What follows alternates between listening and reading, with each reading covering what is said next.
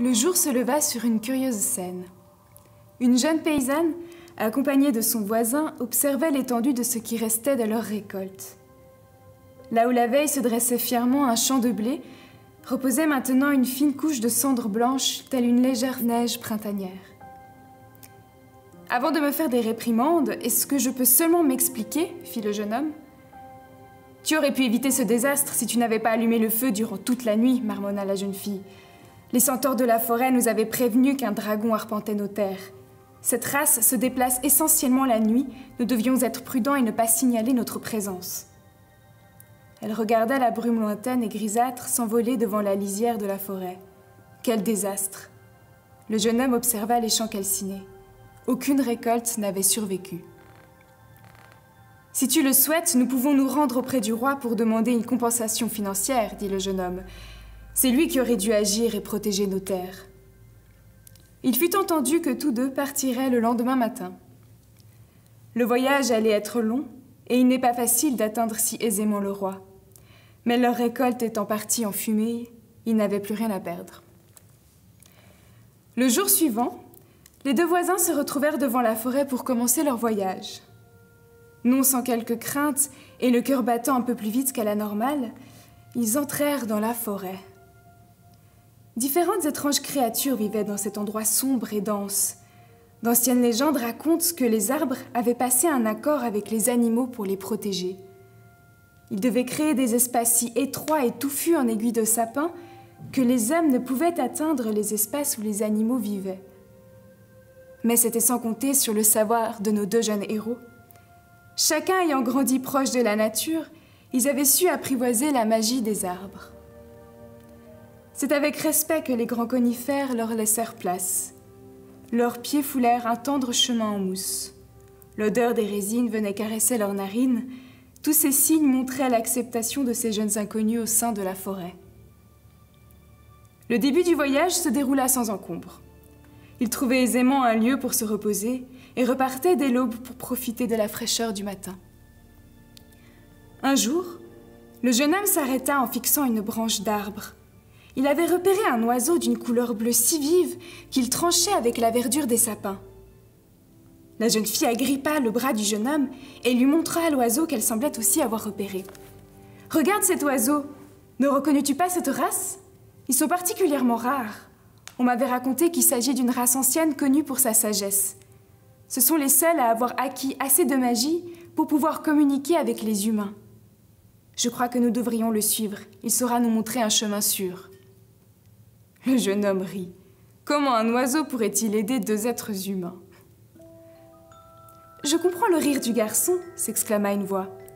Les deux compagnons aperçurent alors une jeune femme miniature pourvue d'ailes étincelantes. « Il est assez déroutant de penser qu'un oiseau soit capable d'aider les humains.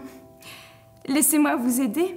Je suis une jeune fille et mes pouvoirs sont infinis. » Les deux jeunes gens ne savaient que répondre. Après quelques instants, le jeune homme s'avança vers la fée. Il lui paraissait logique de la choisir car elle semblait posséder une magie si puissante que rien ne pourrait les arrêter. La jeune fille hésita. Elle regarda l'oiseau lorsqu'une vague de chaleur s'empara d'elle. Elle devait le suivre, son choix fut fixé. Les deux compagnons se séparèrent et continuèrent leur route sur différents chemins. Le jeune garçon rencontra rapidement une première étape de taille. La fée l'avait ramené près d'un ravin dont la traversée semblait impossible. Mais c'était sous-estimer la puissance de sa nouvelle protectrice. En l'espace de quelque temps, un pont fut formé entre chaque rive. Une fois le ravin franchi, le jeune garçon fut ravi du travail de la fée. Ses pouvoirs sont si puissants qu'il se demandait pourquoi son ancienne compagne de voyage avait choisi l'oiseau. Quelle naïveté! Mais voilà qu'un autre homme essaya de traverser à leur suite. La fée leva ses mains et le pont fut détruit aussi rapidement qu'il avait été construit. « Sache, mon ami, lui répondit la fée, que les hommes sont trop corrompus pour cheminer ensemble jusqu'au palais du roi. Cette personne aurait très bien pu essayer de te voler ta nourriture, ou pire. » La conscience du jeune homme était tout en alerte. Un malaise semblait grandir en lui alors qu'il décida malgré tout de suivre la fée, non sans lancer un regard de pitié à l'homme qui les observait d'un air désemparé. Alors qu'il commença à marcher, ses pas lui parurent soudainement plus lourds, et un doux cri d'injustice semblait s'éveiller en lui. « Pia, Pia !» sifflotait l'oiseau en voletant au-devant. Le temps passant, le doute s'insinuant, la jeune femme se mit à regretter ce choix qu'elle avait peut-être précipité. L'oiseau la porterait-il jusqu'au château mieux que la fée et ses 1000 enchantements? À y regarder de plus près, ne paraissait-il pas frêle malgré ses ailes aux couleurs du ciel? Pia, Pia, le chant de l'oiseau allégeait son cœur de toute pesanteur et le doute s'envola. Aussi pouvait-elle avancer d'un pas allègre au rythme des Pia Pia de son compagnon. Comme la route était longue, cependant, comme l'air était doux, comme le paysage était apaisant, comme elle se sentait bien sur ce sentier forestier. Le temps s'écoulait lentement. Les levées et les couchers de lune se suivaient sans que sa destination ne lui semblât plus proche. Impatiente parfois, chaque Pia Pia lui rappelait alors qu'elle n'était pas seule et que l'oiseau veillait sur elle. Un cri l'arrêta en chemin.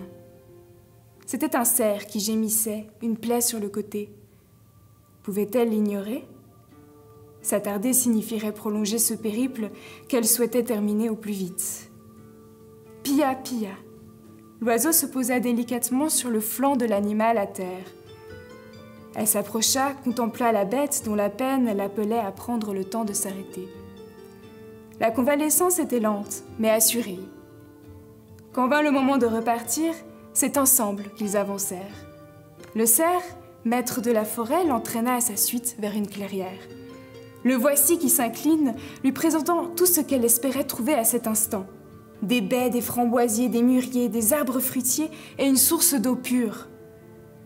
La voici rafraîchie, épanouie et remplie d'une énergie nouvelle. Quelle belle rencontre que celle de ce nouvel ami. Pia, Pia, sifflotait l'oiseau en voletant au-devant. Comme la route était longue, cependant, comme l'air était doux, comme le paysage était apaisant, comme elle se sentait bien sur ce chemin au bord des champs. Elle progressait gaiement vers le palais et comptait les lunes qui l'en séparaient. Cela ne devait plus être bien long. Survint cependant un événement imprévu. Le silence.